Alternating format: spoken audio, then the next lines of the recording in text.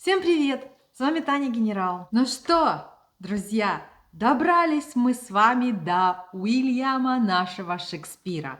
На самом деле, имя героя и соавтора этой книги, несмотря на то, что сокращенно он зовется Уилл, а полное его имя не Уильям, а Уиллард, что я тоже в том числе и узнала, и услышала в первый раз о нем именно из этой книги.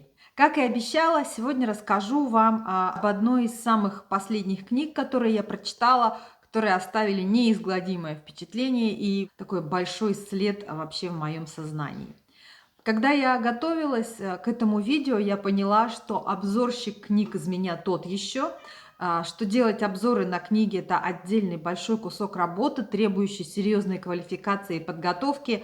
И я предлагаю нам с вами входить в это дело медленно. Я решила сделать это в своем собственном формате, так как все у нас здесь абсолютно авторское, субъективное, поэтому все, кого интересует не столько история американского чернокожего актера Уилла Смита, всех тех, кого интересует, каким образом из труса и человека, абсолютно забитого в своей семье, может вырасти суперзвезда, и как важно, признавая свои детские травмы, осознавая, что у вас было не идеальное детство, что ваши родители не сделали все, что вам кажется, они должны были сделать, как важно это все осознать, прожить, пережить самостоятельно, с помощью книг, с помощью видео, курсов или помощи психотерапевта и принять ответственность за свою жизнь на себя. Идеально простить родителей. Не у всех получается, не всех родителей можно простить, но принять нужно всех. Это те самые 7 ступеней принятия любой потери, любого горя, любой смерти. Тут вы проживаете потерю иллюзий, что у вас, не было идеальных родителей, но при этом вы остались самим собой, и вы взяли ответственность за свою жизнь и за свои все моральные состояния, за свои эмоции в свои руки. Хватит здесь уже ноги свои облизывать. У меня из-за вас камера трясется, уважаемый ассистент. Капец какой-то. Прекрати. Мы тут книги обзираем. Серьезное делаем. А ты ведешь себя неподобающе. Все, сиди. Сиди. Сиди спокойно. Вот так и живем. Почему это именно в эту сторону я решила пойти, сейчас вы все узнаете. Эта книга выпущена совсем недавно. Она написана Уиллом Смитом и нашим техасским остинским автором Марком Мэнсоном. Очень вам рекомендую книгу Марка Мэнсона, которая называется «The Subtle Art of Not Giving a Fuck».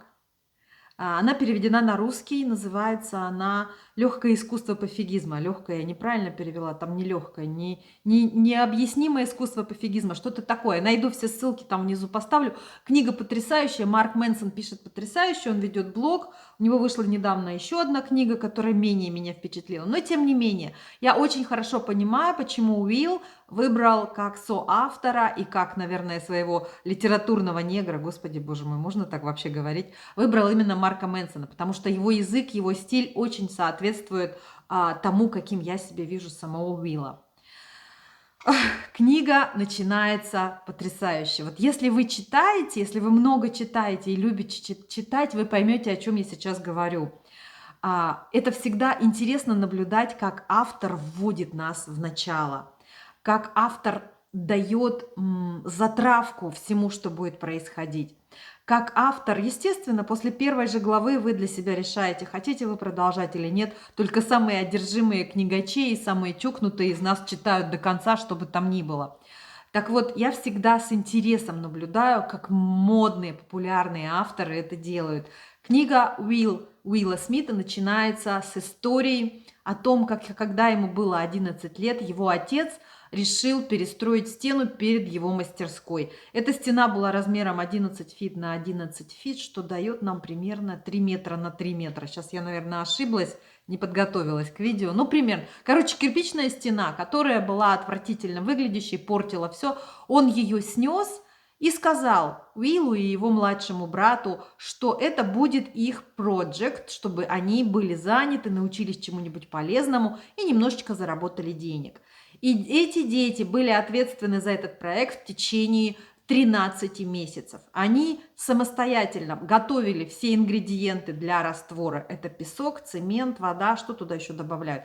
Все это вручную носили в ведрах, месили в определенной емкости. У них даже не было вот этой вот мешалки для цемента. И клали кирпичи. Уилл рассказывает о том, что это была ежедневная работа. У отца в его мастерской не было выходных, поэтому и у мальчиков тоже не было выходных. Он, смеясь, говорит о том, что в то время это не считалось чем-то из ряда вон выходящим, дети заняты, и слава богу. На сегодняшний день наверняка это бы посчиталось незаконным использованием детского труда, и наверняка вызвали бы комитет по защите детей. Но это все это красиво, так интересно, так описано все, но ключевой момент подходит где-то к середине или ближе к концу главы. В один прекрасный день мальчишки взбунтовались. После нескольких месяцев, там, в самый разгар лета, в Филадельфии, где они выросли, прекрасная погода, все катаются на велосипедах, гуляют, а эти должны класть свои кирпичи. И его брат бросил мастерок и закричал: «Да не могу я больше, да провались оно все пропадом, эта стена, это что-то невозможное». И тогда их отец вышел и сказал: «Слушай, не думай о стене, стены нет, думай только о кирпиче, кирпич за кирпичом, кирпич за кирпичом». И тут это произошло. Они стали делать именно это. Они говорили друг другу: «Стены нет, кирпич за кирпичом, есть только кирпич, есть только следующий кирпич». И Уилл отмечает, что это был самый большой урок и подарок от его отца, который он получил в своей жизни. Это история. Упорство, последовательность, постоянство. И в итоге, когда через 13 месяцев они закончили свою стену, он буквально для себя в своем там каком-то журнальчике, в дневничке это записал. Не думай о стене, думай только о том, что есть следующий кирпич. Тот кирпич, который у тебя в руках, и следующий кирпич. И если вы задумаетесь, то это шикарная аналогия, метафора, наверное, не аналогия, это шикарная метафора для достижения каких-то очень больших, в вашем масштабе больших целей. Потому что Уилл, смеясь, упоминает, что для команды из 2-3 квалифицированных взрослых мужчин эта работа была бы на пару-тройку дней. А для них, как для 2 подростков, это было вот такая вот длиннющая, с учетом того, что они ходили в школу, им нужно было делать что-то еще. То есть это метафора, шикарная тема для исполнения любых крупных проектов. Я сейчас работаю над тем, чтобы вернуться не только в свою прежнюю форму до карантинную, но еще и, я уже это анонсировала, я хочу к своему 50-летию сделать фотосессию в купальниках, чтобы вдохновлять и воодушевлять девочек прекрасного моего возраста на то, что можно это так быть, и можно этого добиться, и это все прекрасно. И каждый раз, когда я делаю свои тренировки, я тоже больше... Раньше я думала, это так классно представлять себе свои фото в бикини, там, с линеечками и кубичками. Сейчас я просто думаю: так, еще раз поднять эту ногу, еще раз сделать этот выпад, еще куда-нибудь там изогнуться, и еще 2 круга, еще 3 круга. Это очень классная метафора, и она, пожалуй, одна только эта история стоит того, чтобы прочитать книгу. Но на самом деле, как я вам и говорила, мы здесь собрались с вами совсем не для того, а я хочу вам рассказать еще другую идею, которую я почерпнула в этой книге. Уилл Смит вырос в абьюзивной семье. Его отец был тираном и абьюзером. И он избивал мать практически каждый день. И Уилл рассказывает об этом с болью и с такой душераздирающей откровенностью, что мне, человеку, у которого в семье были похожие истории, я плакала над этими страницами. Когда он рассказывает, что он чувствовал как маленький ребенок, их было 3 в семье, 3 детей, 2 брата и сестра.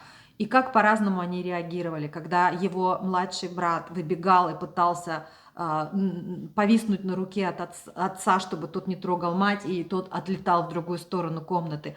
Его сестра бегала по улице, звала на помощь, а Уилл реагировал тем, что он замирал и прятался, и только в моменты затишья он изо всех сил старался внимательнейшим, малейшим образом наблюдать любые перепады настроения отца и задобрить его. Он очень быстро понял, что его способность, его вот эта вот веселое, игривое настроение, его способность сочинять, его фантазия, его богатый мир внутренний и умение придумывать кучу историй, оно как бы снимает напряжение в компании взрослых.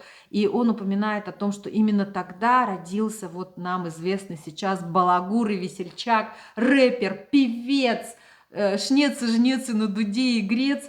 Как там говорят, сам играю, сам пою, сам билеты продаю.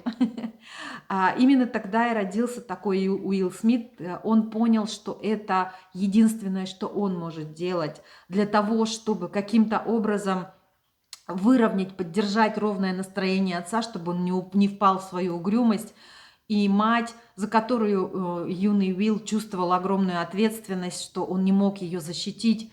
Мать таким образом в хорошие дни, в хорошие моменты, она смеялась, радовалась, гладила его по голове, обнимала. Когда он устраивал свои маленькие антрепризы, когда он какие-то фантазии, когда он приходил из школы и говорил: о, там по улице проезжал отряд гардемаринов, и женщины в блестящих шляпах танцевали в павлинных перьях. То есть он сочинял, что называется, из дону и с моря, и маме это придавало бодрости, радости.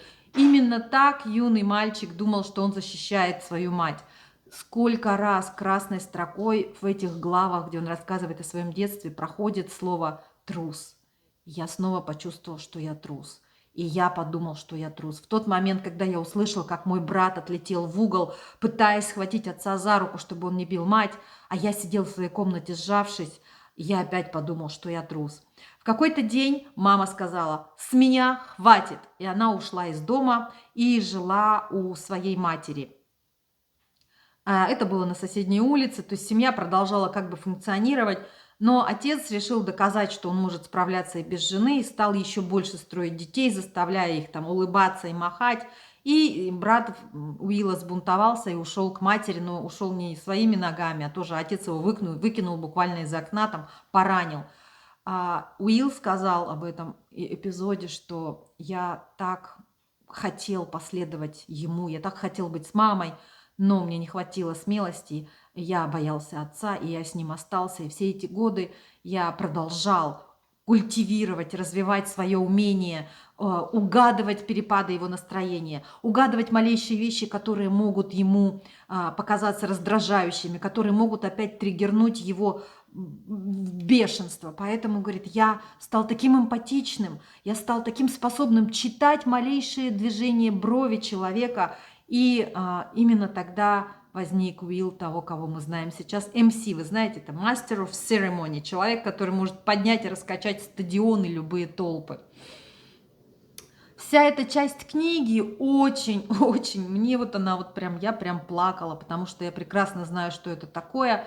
Я в свое время была в обоих ролях, я была и на стороне, где был брат Уилла, я пыталась защищать маму.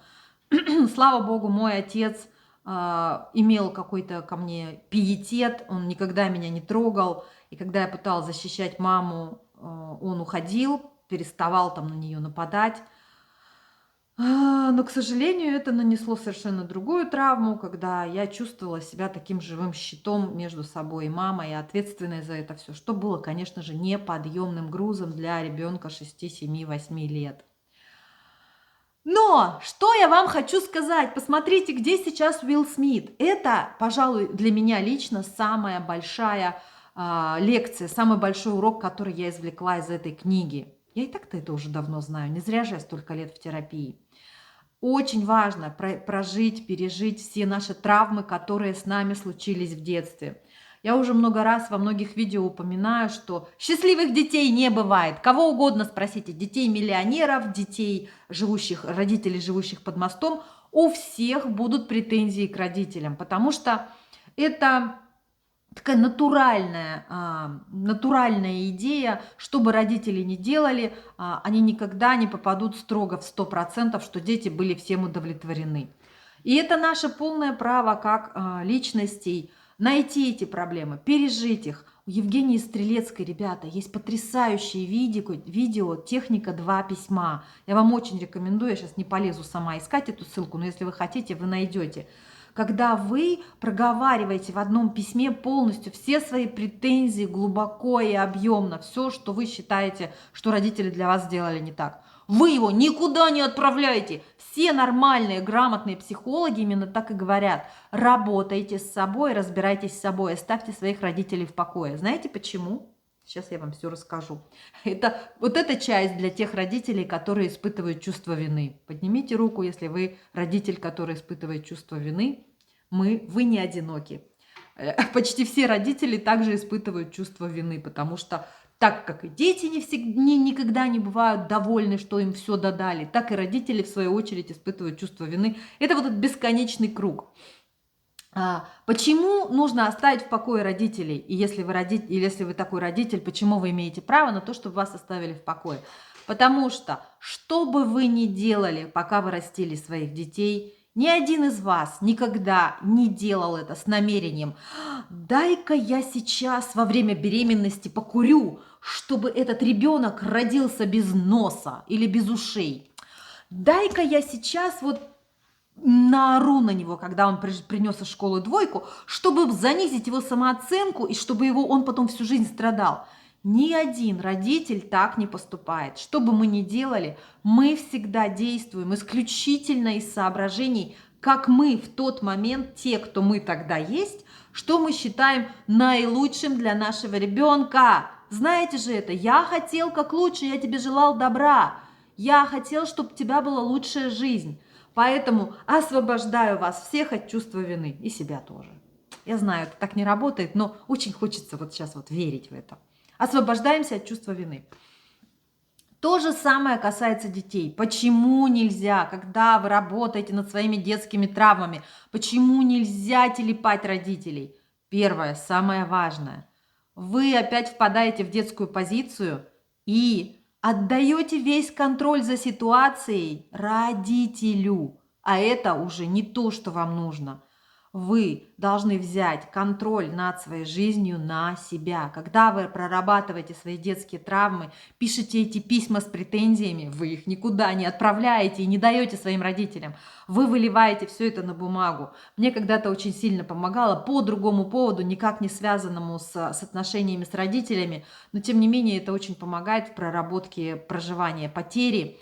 Я ходила на озеро, был конец зимы, и там лежали огромные эти старые ветки, я брала их и била ими об деревья, и кричала. Я выкрикивала свои претензии к конкретному человеку, к конкретной ситуации. Очень полезно задействовать тело. Родителей мы не трогаем. Родители сделали все, что могли для нас. И они действовали из лучших побуждений. И очень важно взять ответственность за все, что происходит, на себя. У вас нет отношений, вы не задерживаетесь ни с одним мужчиной или женщиной дольше, чем на одну ночь. И это не потому, что ваш папа или ваша мама вас бросили, когда вам был 1 месяц.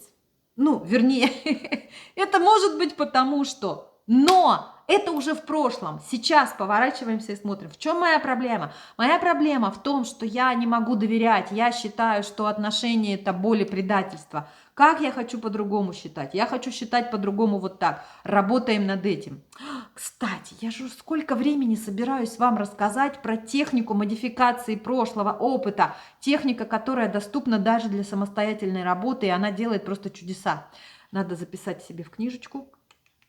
Будьте моей книжечкой. Сейчас в комментариях, пожалуйста, напишите: Таня, не забудь. Таня, не забудь. Таня, не забудь рассказать про волшебную технику. Там волшебства никакого нет. Это совершенно официальная практика, которая зарегистрирована в гильдии психологов российской. Но она делает действительно чудеса. Обязательно расскажу. Так, продолжаем.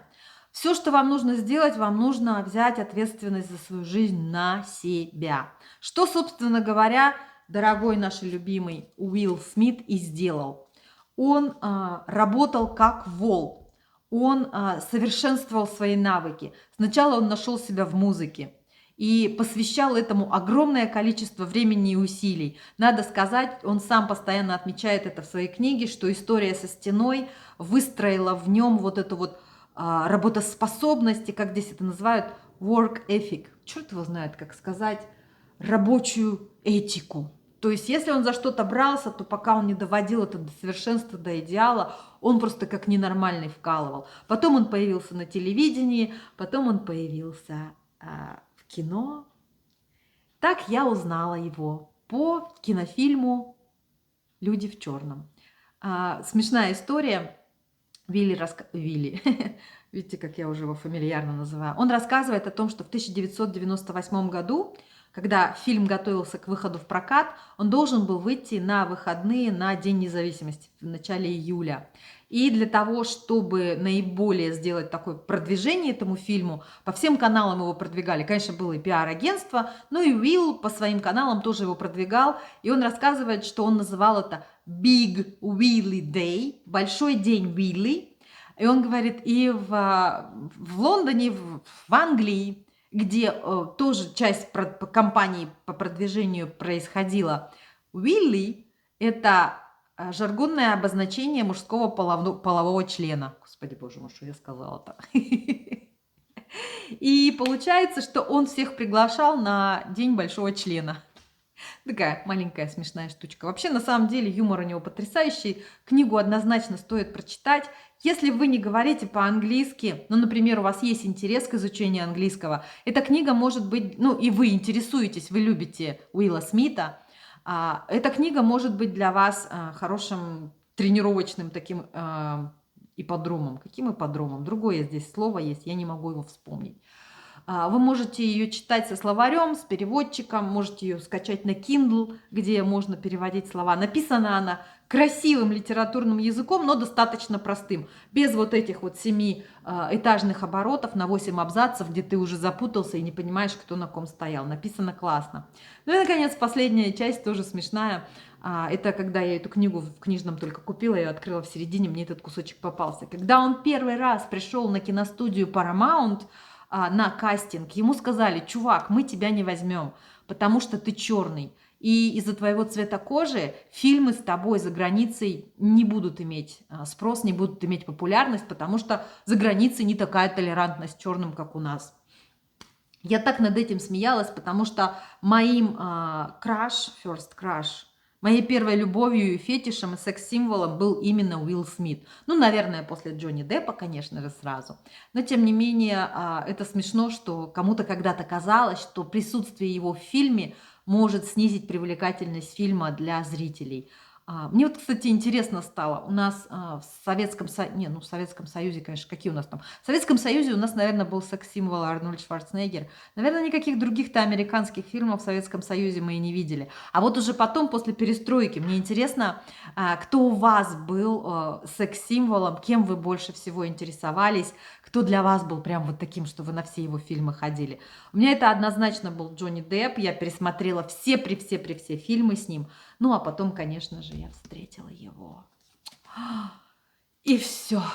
И навсегда. И любовь навсегда. Я подписана на него на Инстаграме, на Фейсбуке, на Ютубе. Я смотрю все фильмы с его участием. Я прочитала книгу. Мне очень нравится он как человек.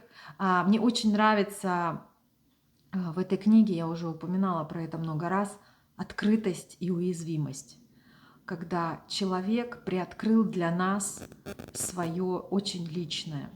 Когда человек рассказал о таких вещах, которые, это трудно рассказывать, это тяжело рассказывать, и это болезненно рассказывать. И это, если сомневаться в себе, если не иметь железобетонной уверенности в себе, это может пугать. Потому что, смотрите, я герой, я звезда, я суперзвезда. И вдруг все узнают, что в детстве, когда мой отец избивал мою мать, я боялся за нее заступиться. Да никто от тебя не ожидает, что ты за нее заступишься, чувак, тебе было 13 лет. Но тем не менее, он взял это и сделал, и это снова и снова дает нам, его поклонникам, читателям этой книги, зрителям его фильмов, дает возможность посмотреть на себя с точки зрения, что раз уж такие великие люди пережили такое в детстве и смогли, исправились и стали тем, кто они есть, то мы, конечно же, тоже можем. Фух. Такой вот получился какой-то обзор. Но обзирать книги очень трудно, потому что, вот смотрите, даже когда я сама читаю одну и ту же книгу несколько раз, мне открывается все время что-то новое и новое. Еще один эпизод тоже про очень уязвимость и открытость в этой книге, смешной очень. Когда он занимался сексом со своей женой на каких-то каникулах. Ровно в момент оргазма она вдруг упала и зарыдала. Он говорит, что такое? Она кричит, я беременна! Он говорит, я не думаю, что это так работает. Эти сперматозоиды еще даже не успели начать свое путешествие к точке Ч или Ж, какая там точка. А девочка, жена его, плачет и говорит, я знаю свое тело, я знаю свои ощущения, я беременна, что мы теперь будем делать? 9 месяцев спустя родился их первый сын. Мне кажется, это вообще очень прикольная история. И приятно такие вещи читать, когда вас допускают в очень личное и сокровенное.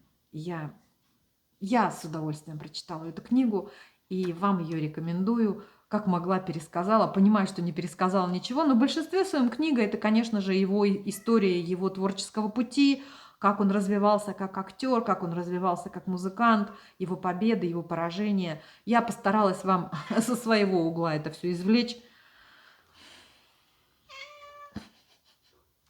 Вот так и живем.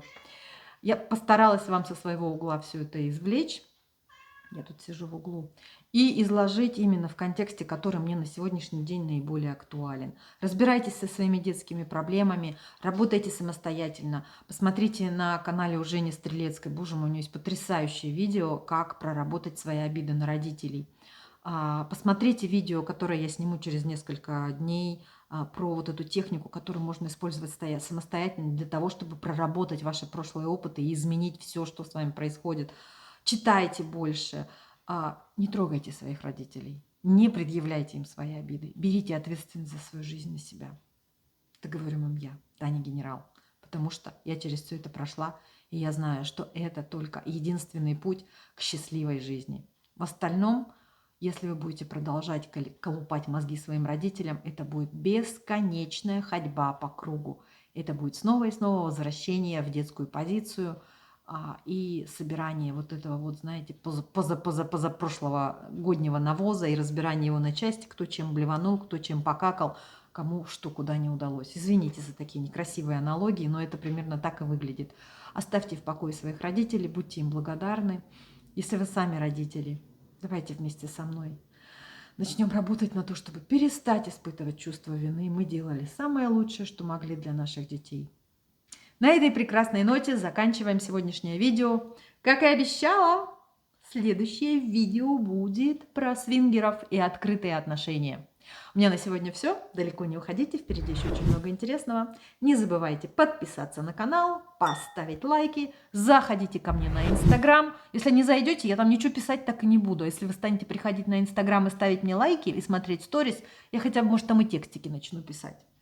Я хорошо пишу. Только мне нет для этого мотивации. Поэтому приходите. Все, убежала. Пока-пока.